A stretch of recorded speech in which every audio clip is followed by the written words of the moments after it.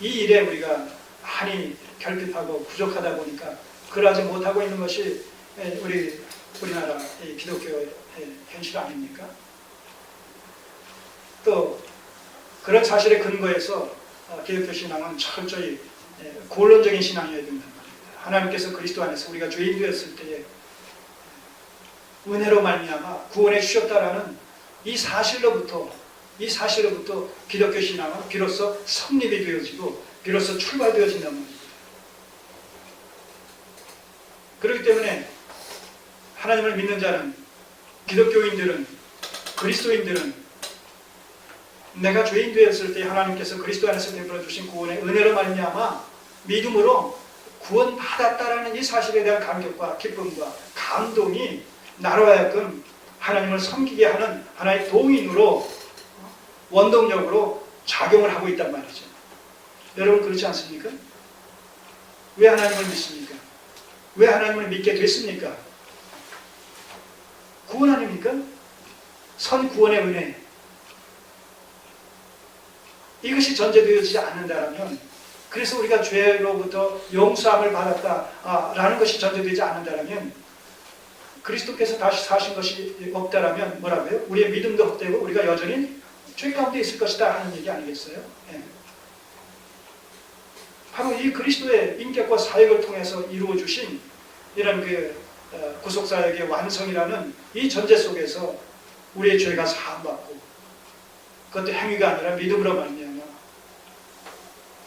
하나님의 백성이 되어지고 의인이 되어지고 하늘의 기업을 이룬 후사가 됐다는 이 엄청난 천상적인 복을, 영적인 복이 우리에게 주어졌다는 이 사실을 말씀을 통해서 접하게 될 때 그 사실을 새롭게 깨닫게 되고, 그것을 마음의 믿음으로 수납하게 되고, 그럴 때 그 반응으로 감사의 반응이 나타나게 되므로 말미암아 하나님을 우리는 차원에서 기꺼이 본분과 도리 차원에서 섬기게 된단 말입니다. 이게 바로 하나님을 목적적으로 섬긴다라는 그런 의미죠. 수단과 방편이 아니라.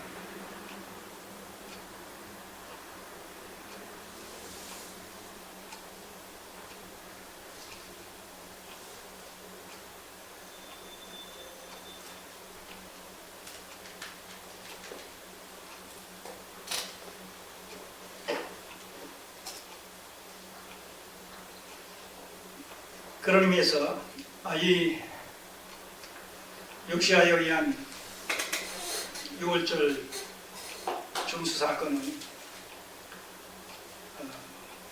그 6월절 절기 제정의 기원이 되는 이스라엘 백성들의 출애굽 사건, 이스라엘 백성들이 아브라함 언약에 근거해서 애굽의 종살이를 430년 동안 하다가 이제 장자 살해 사건을 통해서 바로가 항복을 하고 떠나도록 허락을 하지 않습니까?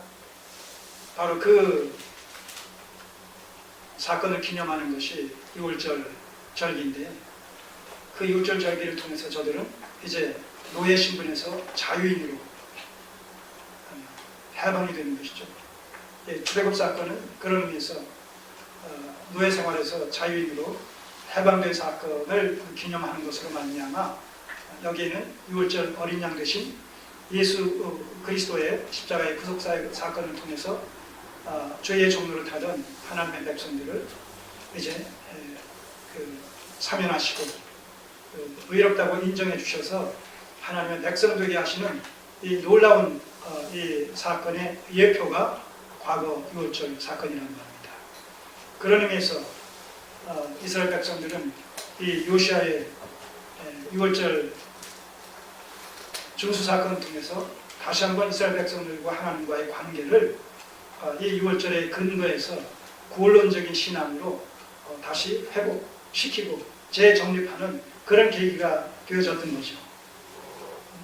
하나님과의 관계를 새롭게 다시 회복시키는 그런 결정적인 계기가 되어지고 여호와의 신앙이 회복되어지는 그런 계기가 아울러 이루어지는 것이죠.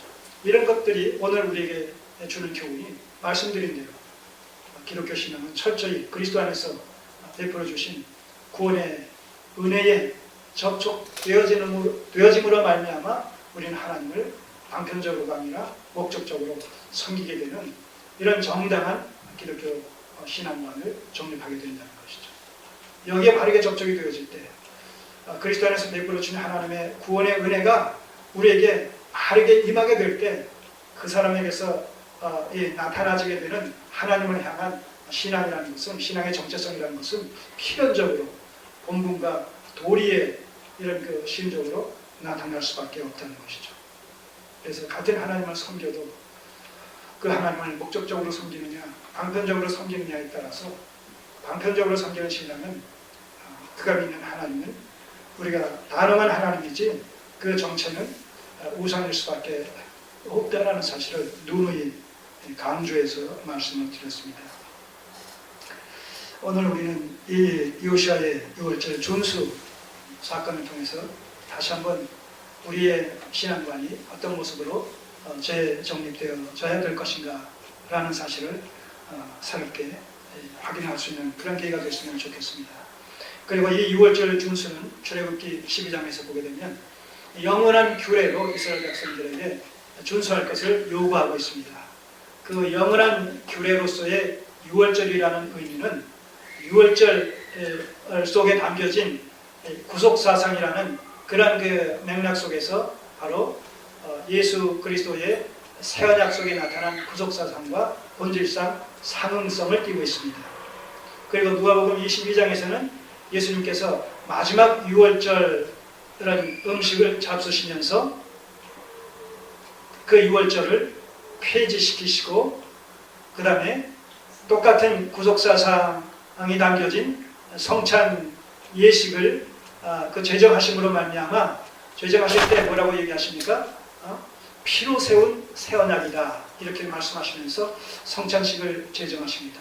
자, 그런 의미에서 주님의 십자가의 죽으심과 부활하심을 통해서 예표적이었던 6월절 그 절기는 이제 마감이 되어지고 같은 구속사상을 담고 있는 또 6월절의 실체 되시는 예수 그리스도 말미암아 제정되어진 성찬식을 우리가 이제 제정해서 그 준수하는 것을 통해서 6월절 규례를 신약 백성들이 본질상 영원한 규례로 성찬식을 통해서 계속 우리는 준수하고 있다라는 그런 의미가 성립이 되는 거죠.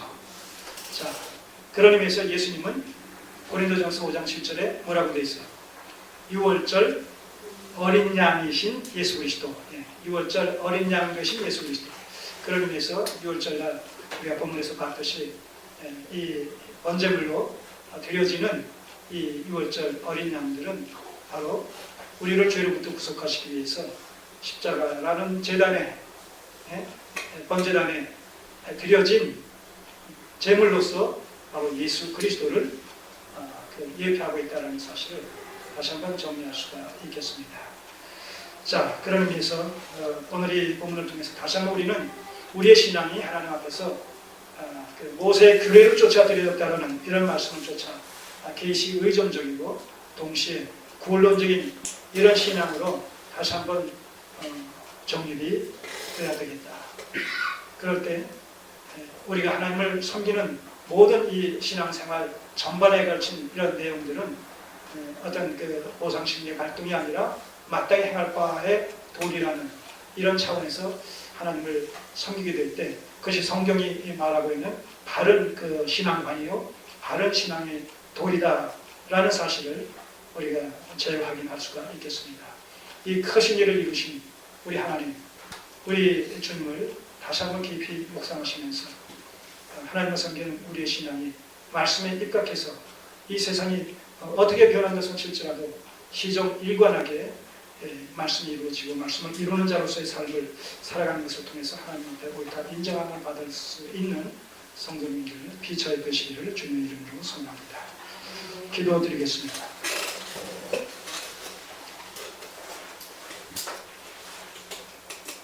아버지 하나님,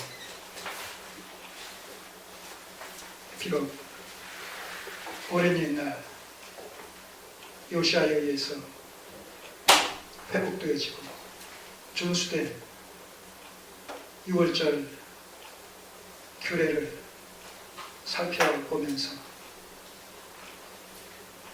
그 6월절 어린 양의 실체가 되시는 예수 그리스도 안에서 우리를 구속해 주시고 우리를 자녀 삼아 주신 하나님의 크신 은혜를 깊이 묵상하게 됩니다. 저들이 모세의 규례를 쫓아서 6월절을 지켰듯이 오늘 하나님을 향한 우리의 신앙이 철저히 계시 의존적이고 또한 구원론에 입각한 신앙으로 정립될 수 있도록 다시 한번 주장하시고 또 인도해 주시옵소서. 예수님의 이름으로 기도드립니다.